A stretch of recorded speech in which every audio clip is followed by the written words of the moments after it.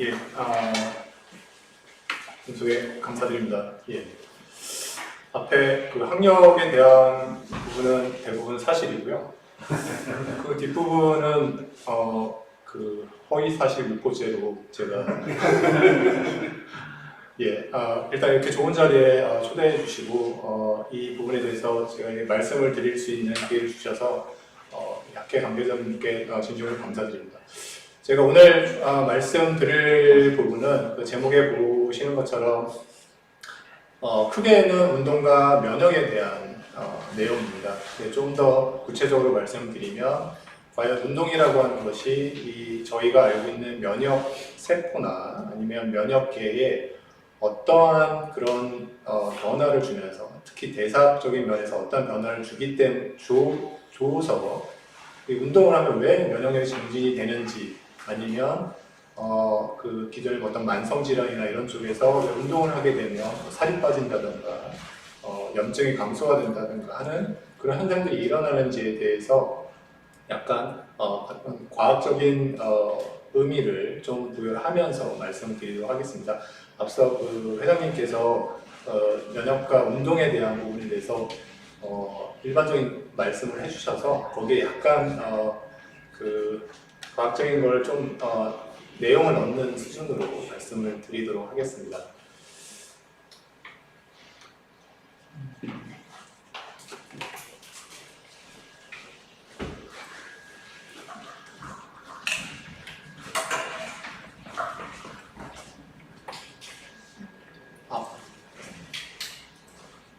예, 그래서 오늘 말씀드릴 부분은 여기 이제 내용이 나와 있는데 총 5가지 섹션으로 나눠봤습니다. 그래서 운동과 건강, 건강에서 좀 더 구체적으로 우리의 방어 시스템이 면역계와의 어떤 관계, 특히 그 면역 시스템에서 우리가 가지고 있는 모든 대부분의 기관에 포함이 되어 있는 거기에 이제 상주가 되어 있다라고 생각이 되는 이 마크로페이지라고 하는 우리 말로 하면 대식세포라고 하는 중요한 면역세포인데 이런 면역세포에 대한 간단한 소개와 그런 면역세포들이 어떠한 기능을 하며 그런 기능을 수행하기 위해서 어떠한 대사를 진행하는지, 즉 이뮤노 메타볼리즘에 관한 내용, 그리고 마지막으로는 주로 비만과 비만에 관련된 합병증 그런 부분에 대해서 이 매크로페이지가 어떤 역할을 하며 운동을 하면서 그런 마크로페이지에 어떤 변화를 줄 수 있는지에 대한 내용으로 오늘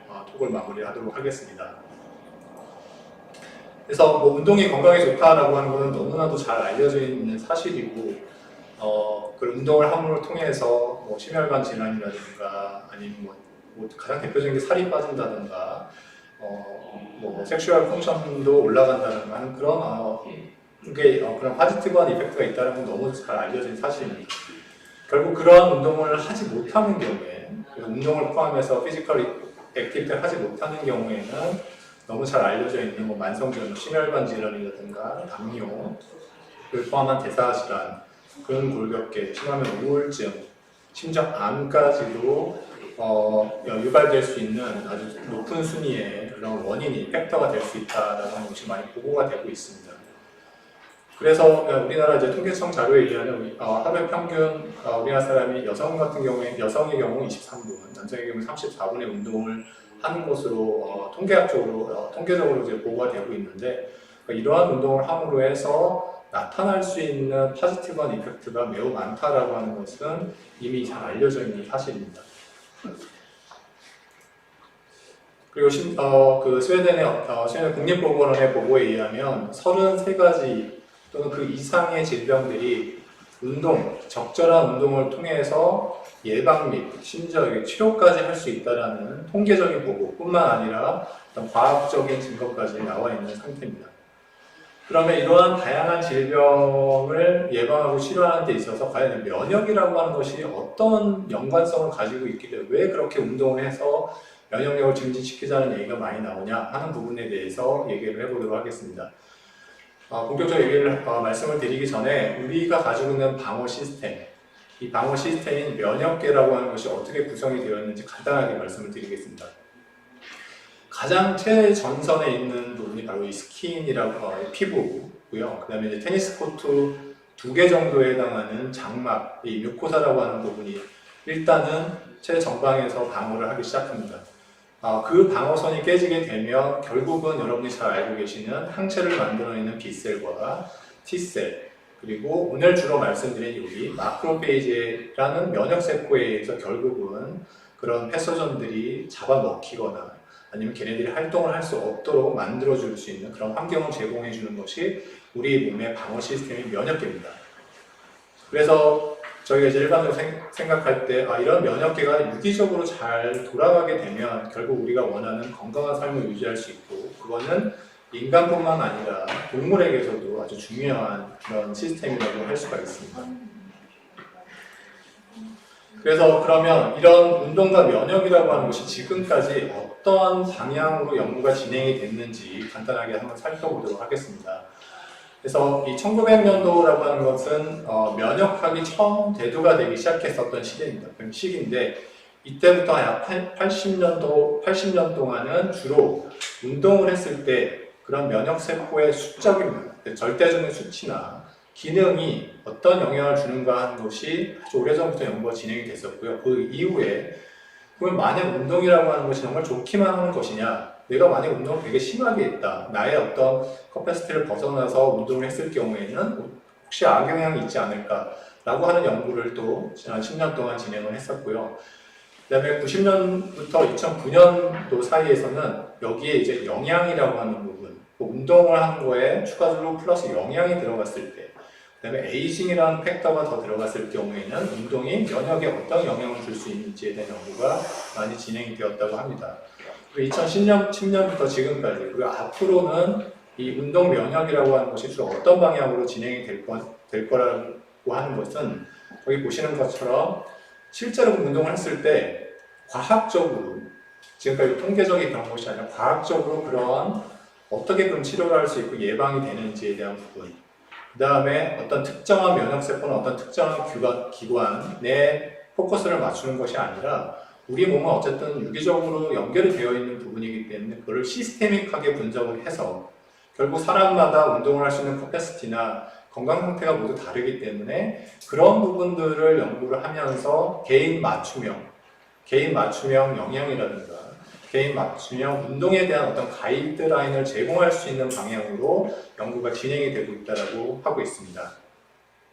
그래서 이런 부분에 대한 주요 연구 분야를 보면 가장 저희가 예측하기 쉬운 부분은 운동을 했을 때 그럼 뭐가 좋아지냐, 운동을 내가 했을 때 직접 액티브한 이펙트가 뭐고, 운동을 내가 지속적으로 했을 때 그런 크로닉한 이펙트가 무엇이냐, 그리고 실제로 내가 운동을 했을 때 내가 얼마나 좋아지는지를 나는 좀 알고 싶다.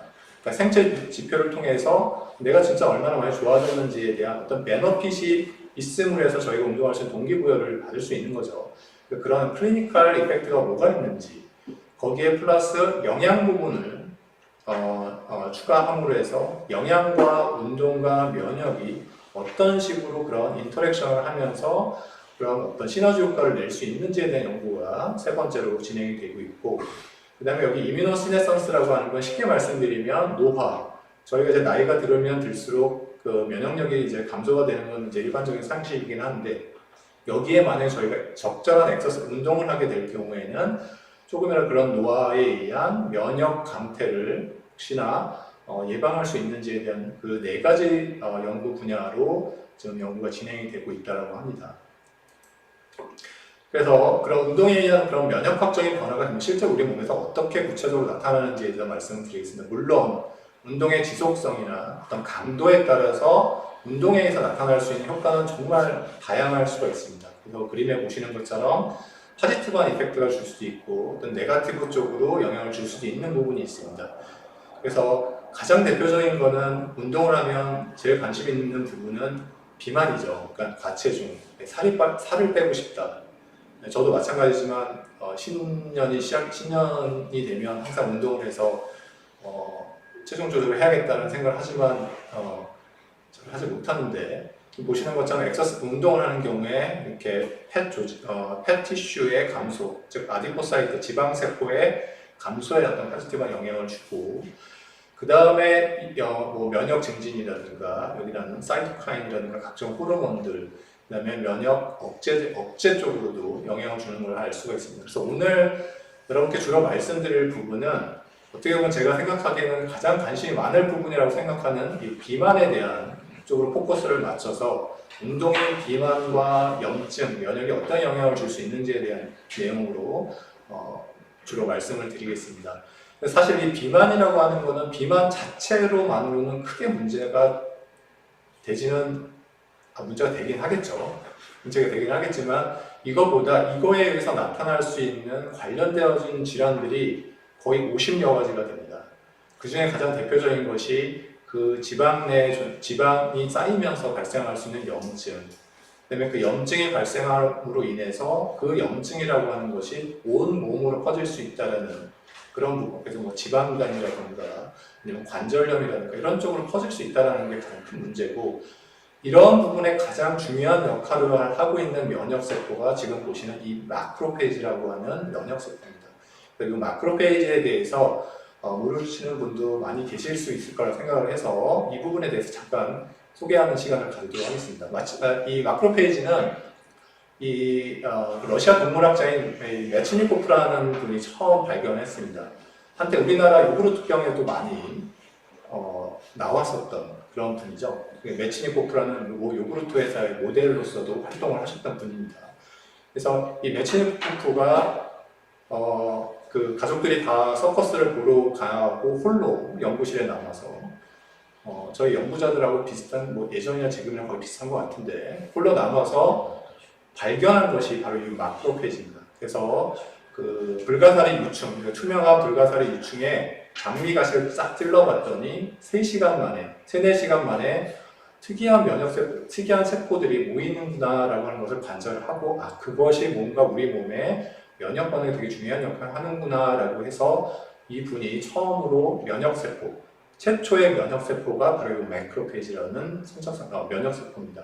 그 이후에 불가사리 유충에도 한번 찔러보고 물벼룩에도 찔러보고 이렇게 하면서 진짜로 이런 뭔가 외부에서 들어온 물질들을, 외래 물질들을 포획하는 그런 세포들이 있구나. 그래서 페고사이트라는 면역세포들을 처음 발견하고, 그 이후에 여러분이 너무 잘 알고 있는 항체 면역이라는 것을 많이 연구하신 폴 엘리쉬라고 하는 분과 함께 1908년도에 노벨상을 받게 됩니다.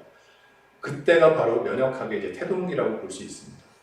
그런데 처음에 이렇게 1892년도에 이 세포를 발견하고 나서 많은 면역에 관련된 학자들이 그거는 그냥 트래시 디스포절 유닛이다. 그냥 우리 몸에 들어온 그런 어떤 잡다구리한 물질들을 그냥 없애버리는, 그냥 청소하는 역할을 하는 면역세포다라고만 생각을 했었습니다. 아주 오랫동안.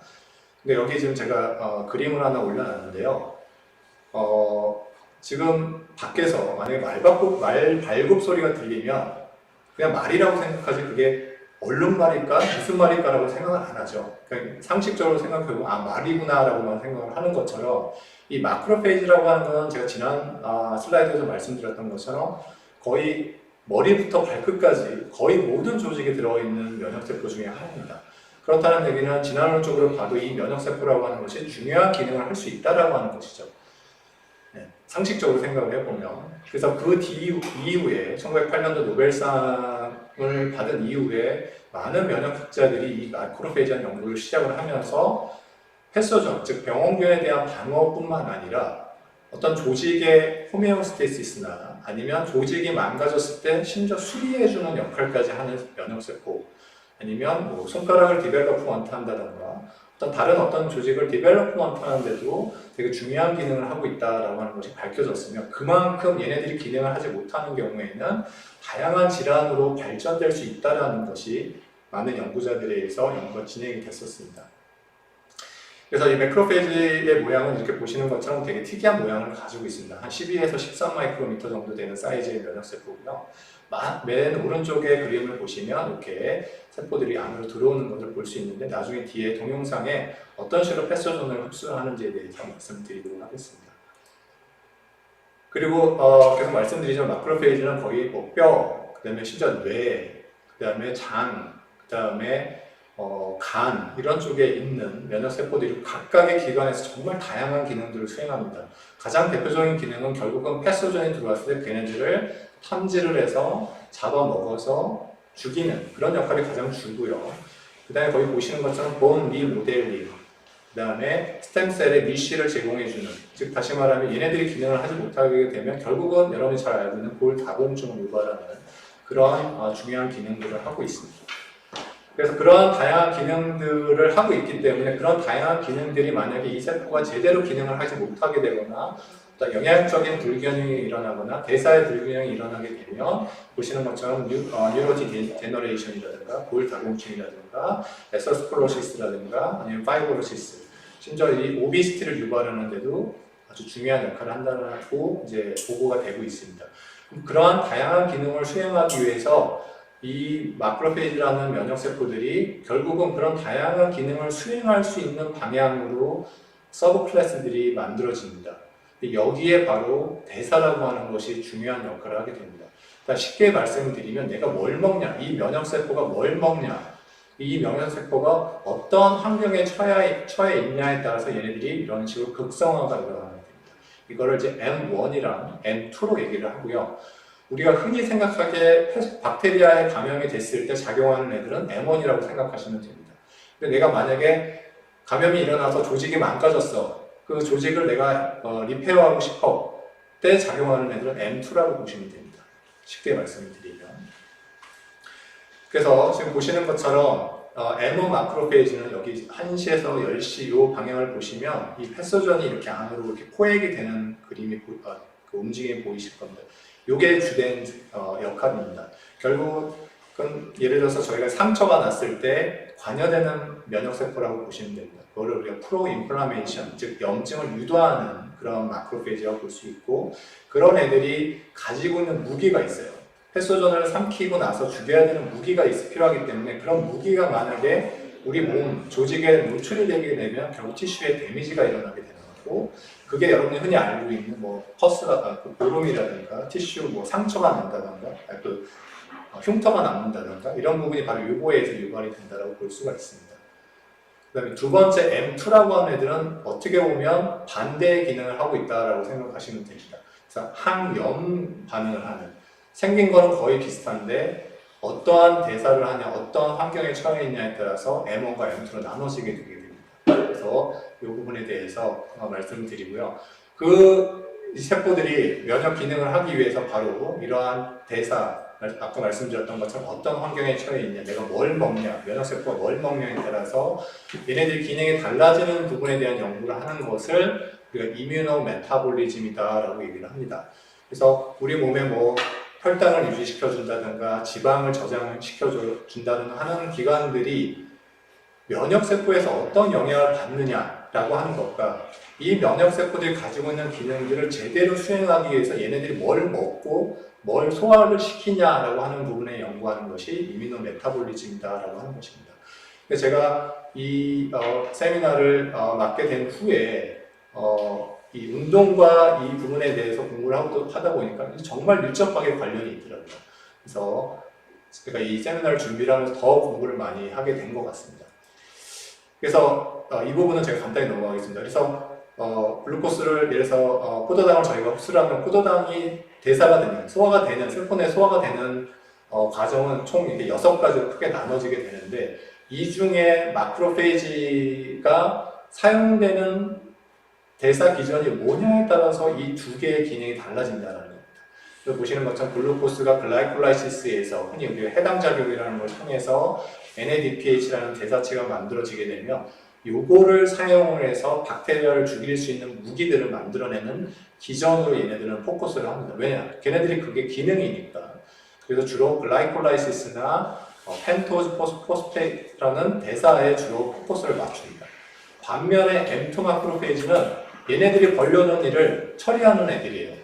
상처가 나고 염증이 일어나게 되면 티슈에 데미지가 일어나고 그 데미지를 리페어해주는 역할을 하는 애들이 얘네들입니다. 당연히 상식적으로 대사가 다르겠죠. 그래서 보시는 것처럼 패리 애시드 옥시데이션, 글루코스를 주로 사용하는 것이 아니라 패리 애시드, 지방산을 대사를 통해서 ATP를 만드는 것으로 사용을 합니다. 또한 여러분이 잘 알고 계시는 아미노산의 하나인 알지닌을 사용해서 리페어를 하기 위해서는 세포도 증식을 시켜야 되고 재료를 만들어야 되죠. 그런 정보 물질이 바로 이 프롤린이라는 정보 물질이에요. 이런 애들을 얘네들이 계속 만들어내는 겁니다. 그러기 위해서는 당연히 대사 과정이 달라야겠죠. 그러면 이런 대사 과정이 과연 운동이라고 하는 것이 어떤 영향을 미칠 것이냐 하는 거예요. 그래서 그거를 이제 오비시티를 가지고 예를 들어서 설명을 드리겠습니다. 저희가 이제 항상 원하는 게 요거죠. 린. 제 복부에 이런 지방이 한 이 정도만, 물론 없으면 안 되니까 이 정도만 있으면 좋겠다라고 하지만 원하는 대로 되지는 않죠. 그래서 저희가 이제 크로닉한 그런 하이 칼로리 음식을 먹게 되면 결국은 아디포사이트는 커질 수밖에 없습니다. 저희가 섭취한 지방이 갈 데가 없거든요. 그러면 근육에 있는 지방세포나 복부에 있는 그런 지방세포로 갈 수밖에 없고 얘네들은 그걸 저장을 할 수밖에 없습니다. 그래서 이렇게 아디포사이트가 커지게 비대해지게 됩니다. 이걸 이제 하이퍼트로피라고 얘기를 하는데 이렇게 되면 공간은 제한이 되어 있는데 아디포사이트는 계속 비대해져요. 그럼 결국은 얘네들은 죽을 수밖에 없습니다. 물리적인 자극에 의해서. 그러면 염증이 일어나게 되고 그 주위로 면역세포가 모일 수밖에 없는데 이때 모이는 면역세포가 아까 말씀드렸었던 M1이라는 면역세포입니다. 그럼 염증이 일어날 수밖에 없어요. 염증이 일어나게 되면 이제 어떻게 되냐면 원래는 M2라는 마크로페이지가 있었는데 비만이 되게 되면 M2가 M1으로 전환이 되게 됩니다. 즉 다시 말하면 내가 항염작용을 열심히 하고 있는데 고열량의 음식을 섭취함으로 해서 얘네들이 염증을 유발하는 M1으로 바뀌게 된다는 겁니다. 이때 만약 저희가 운동을 하게 되면 어떻게 될 것이냐. 운동을 하게 되면 결국은 아디포스 티슈에 자극이 일어나게 되고 아디포스 티슈에 있는 페리 애시드가 분비가 되게 되고 아디포사이트는 결국 라이폴라이시스가 일어나면서 결국 M1의 환경이 아니라 M2가 많이 만들어질 수 있는 환경으로 바뀌게 됩니다. 그러면서 M2가 많아지게 돼요. 그러면 이제 여러분들 아시겠지만 M2는 티슈 리페어나 항염에 관련된 부분이기 때문에 결국은 엔티 인플라메토리라고 하는 환경으로 바뀌게 되게 됩니다. 그게 이제 운동을 했을 때 결국 우리 몸의 면역세포에 어떤 영향을 줄 수 있다라고 하는 어떤 과학적인 증명이 될 수 있는 부분이죠. 그래서 마크로페이지가 아디포사이트에 모이는 것을 최대한 억제를 시켜주고 그 다음에 지방세포를 분해를 해서 페리애시드가 만들어지면 결국 M2의 먹이거리가 되는 거예요. 먹을거리가 되는 거거든요. 그러면 얘네들이 많이 먹으면 먹을수록 당연히 기능을 잘할 것이고 그 다음에 세포수도 많아질 것이기 때문에 결국은 그게 바로 운동이 면역에 직접적인 영향을 주게 됩니다. 그래서 이런 부분에 대해서 저희가 이제 최근 2년 동안 그러면 이 마크로페이지라는 세포들의 극성화를 M2로 만약에 전환시켜 줄 수 있는 특히 이런 메타볼리즘을 변화를 시켜줘서 이걸 저희가 이제 메타볼릭 리프로그래밍이라는 단어를 사용을 했는데 이런 걸 통해서 혹시나 비만을 예방하거나 치료할 수 있고 비만으로 유도된 지방간이라든가 염증을 예방할 수 있거나 치료할 수 있지 않을까라는 연구를 지난 2년 동안 수행을 했습니다. 그래서 그런 매크로페이지의 대사를 리프로그래밍 할 수 있는 물질들을 스크리닝하기 시작했고 최근에 저희가 특정한 식물에서 특정 물질을 저희가 아이솔레이션을 하게 되었습니다. 그래서 이 부분을 통해서 실제로 진짜 운동할 수 있는 운동에 대한 효과가 나타나며 그럼 진짜로 그게 대사만 바꿨을 때 운동의 효과와 비슷한 효과가 나타나는지에 대해서 저희가 연구를 진행을 했었습니다. 이 부분은 이제 저희가 퍼블리시를 하지 않은 데이터인데요. 보시는 것처럼 이 M2를 M1과 구별할 수 있는 모든 마커들을 저희가 비교를 했을 때 이렇게 운동하고 비슷한 효과를 나타내는 그런 현상들이 이 물질을 처리를 했을 때 나타나는 걸 확인할 수 있었고 저희가 제일 이제 궁금했었던 거는 이렇게 대사가 바뀌었어. 그러면 운동을 했을 때처럼 체중이 빠질 것이냐 라고 하는 것을 마우스로 실험을 진행을 했습니다. 보시는 것처럼 이 하얀색 동그라미가 비만 마우스예요. 그리고 초록색 동그라미가 비만 마우스인데 이 물질을 처리한 겁니다. 그래서 보시는 것처럼 이 부분에서 확연히 일주일 만에 이렇게 체중이 20% 이상, 20% 정도 감소되는 걸 확인할 수 있었고 이때 그러면 운동을 했을 때처럼 면역세포가 관여가 되어 있냐라고 하는 것이 이제 궁금했었던 부분입니다. 그래서 실제로 그 마우스의 조직을 떼서 저희가 이제 사진을 찍었습니다. 이게 이제 저희가 원하는 린 마우스, 린 상태의 지방 세포의 모양입니다. 그리고 이게 고열량의 음식을 섭취를 했을 때 나타나는 지방 세포예요. 이게 지금 2차원적인 면에서만 봐도 거의 한 3배, 4배 정도로 커지는데 이게 3차원적 구조를 보면 더 커진다고 볼 수 있고, 이거를 이제 저희가 4주 동안 일주일에 한 번씩 4번 처리했을 때 이렇게 감소되는 걸 확인할 수가 있었습니다. 특히 이제 마우스 같은 경우에는 이렇게 그 갈색 지방이라고 하는 것을 가지고 있습니다. 근데 휴먼도, 사람도 갈색 지방을 가지고 있다라고 이제 최고의 보고가 되고 있는데, 이제 이 고지방 사료를 먹게 되면 이렇게 갈색 지방이 백색 지방으로 바뀌게 됩니다. 갈색 지방이 하는 중요한 역할은 발열이에요. 그 체온을 조절해주는 중요한 지방세포인데, 얘네들이 이런 식으로 바뀌게 되면서 기능을 잃어버리게 되는데, 이렇게 물질로 처리하게 되면 이런 식으로 바뀌게 되게 됩니다. 결국 이제 운동을 했을 때도 비슷한 효과가 나타날 수 있다는 거죠. 그리고 이제 또 관심 있는 부분 중에 하나가 지방간. 그래서 이제 하이팻 다이어트를 섭취하게 되면 이렇게 지금 하얗게 끼어 있는 게 다 지방입니다. 이 지방인데 역시 운동이랑 비슷한 효과를 주는 이러한 물질을 처리했을 때 지방간이 현저히 감소되는 걸 관찰을 할 수가 있었습니다. 그래서 결론적으로 이 마지막 슬라이드입니다. 서머리를 말씀을 드리면, 아까 말씀드렸던 것처럼 운동을 할 경우에 이렇게 비만 환자들이나 과체중을 가진 그런 사람들에게 있어서 이런 염증에 관련되어지는 M1 마크로페이지가 많이 모이지만, 운동을 하거나 이런 물질을 처리를 받았을 경우에는 오히려 M2, 즉 우리 항염을 일으키거나 티슈 리페어를 일으키는 쪽으로 얘네들이 바뀌는 그런 것을 유도할 수 있다는 것이고, 지속적인 어떤 적절한 운동을 통해서는 결국 이 린 상태의 면역학적인 파퓰레이션을 우리가 받을 수 있다라고 하는 것이 지금 오늘 말씀드릴 내용입니다. 감사합니다. 예.